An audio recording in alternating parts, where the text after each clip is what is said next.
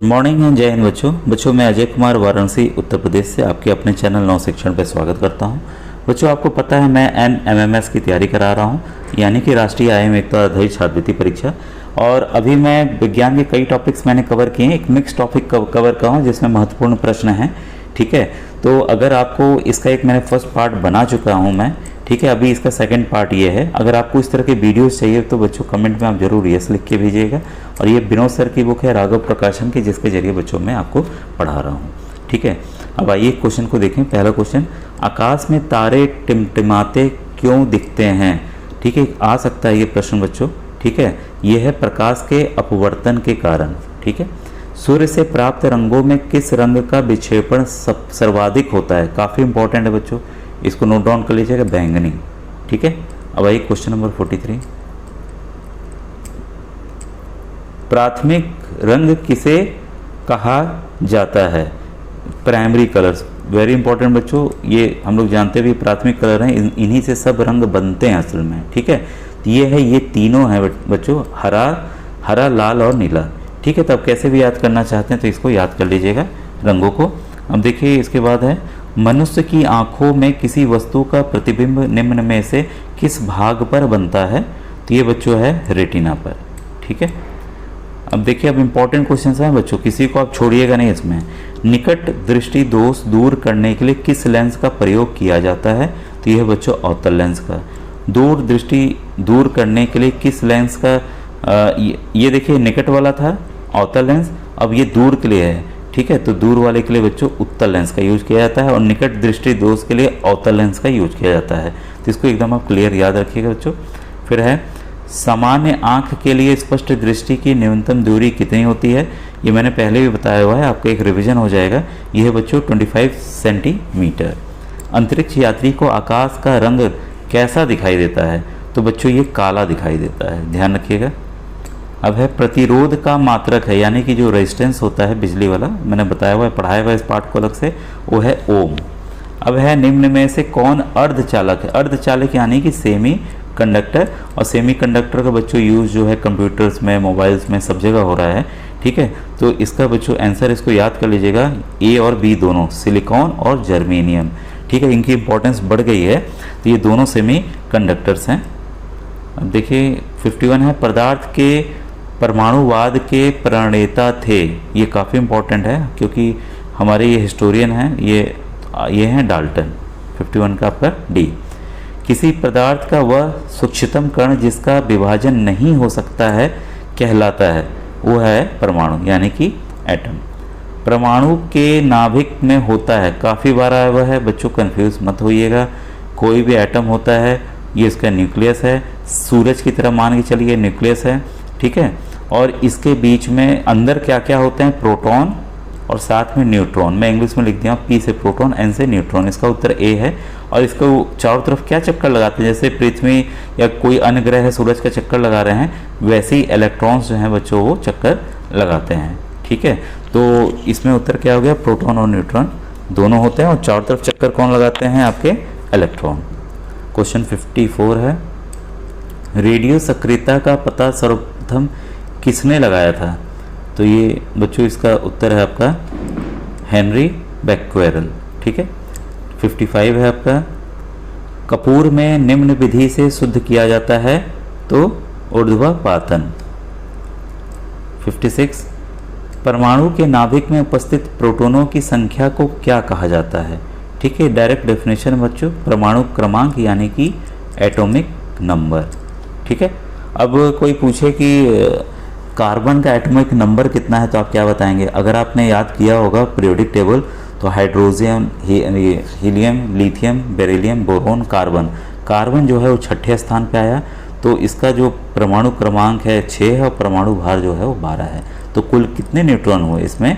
आपके 6 आपके प्रोटॉन हुए और 6 न्यूट्रॉन हुए बच्चों।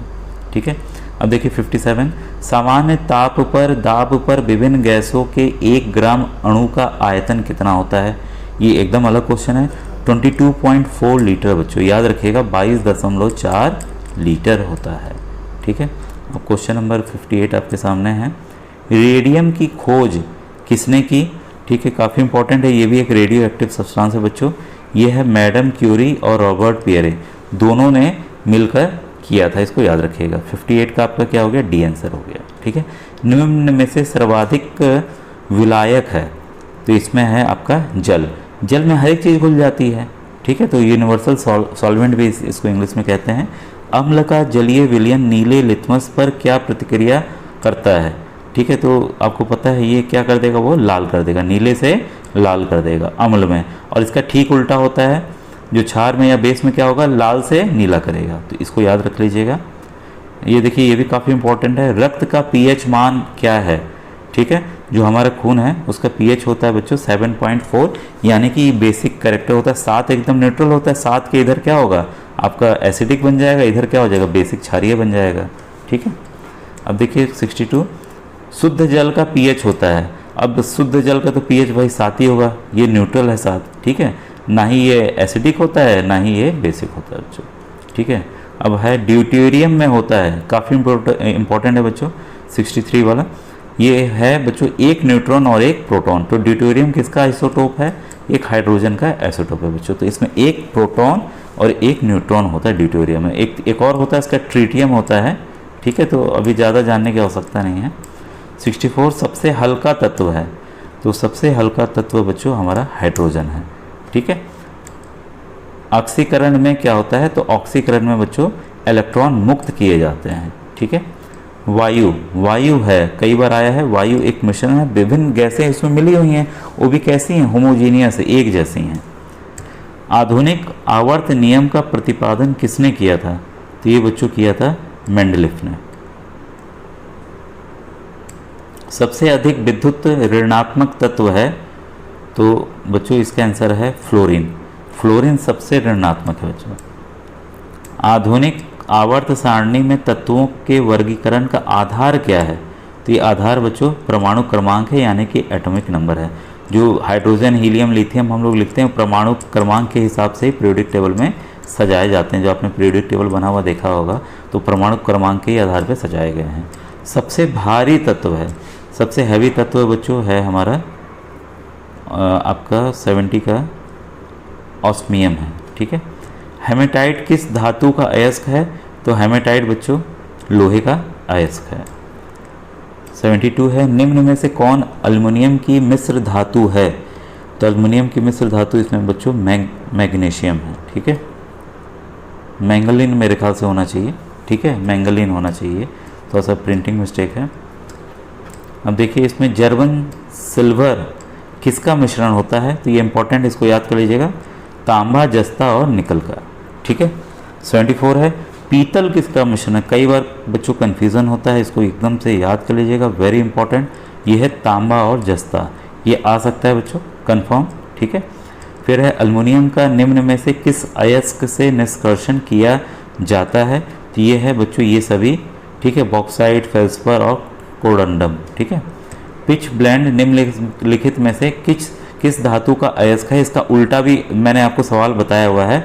ठीक है, तो ये है आपका यूरेनियम।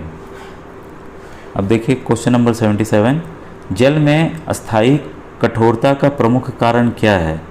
तो बच्चों इसका प्रमुख कारण कैल्शियम और मैग्नीशियम के बाइकार्बोनेट्स हैं, यानी कि इन दोनों के जो कंपाउंड बने होते हैं उसकी वजह से जल की कठोरता रहती है, अस्थाई वाली कठोरता। और अस्थाई कठोरता जैसे हम किससे, साबुन से ठीक कर सकते हैं कि जो डिटर्जेंट पाउडर होता है उससे? तो ध्यान रखिएगा, ये भी सवाल आ सकता है, तो आप डिटर्जेंट पाउडर याद रखिएगा, उससे ही जाएगा, साबुन से नहीं जाएगा। बिजली के फ्यूज का तार किससे बना होता है? ये भी काफ़ी इंपॉर्टेंट बच्चों, तांबा और टिन के मिश्र धातु से। ठीक है, क्वेश्चन 79, ट्रांसफार्मर एक ऐसा यंत्र है जो, ये भी इंपॉर्टेंट बच्चों, जो सभी हैं। ठीक है, उच्च एसी वोल्टेज को निम्न एसी वोल्टेज में बदलता है, निम्न एसी वोल्टेज को उच्च एसी बदलना सिर्फ एसी में प्रयुक्त होता है। ये तीनों उत्तर सही हैं और इसके आप सभी पॉइंट्स याद कर लीजिए बच्चों। ठीक है, दोनों के स्टेप डाउन ट्रांसफार्मर होते हैं कई तरह के। अब देखिए क्वेश्चन नंबर 80 है, घरों में फ्यूज किस क्रम में जोड़े जाते हैं? ये काफ़ी इंपॉर्टेंट बच्चों, ये है श्रेणी क्रम में। ठीक है, तो ये बच्चों आज का वीडियो आपको कैसा लगा कमेंट सेक्शन में कमेंट कीजिएगा। Thank you very much.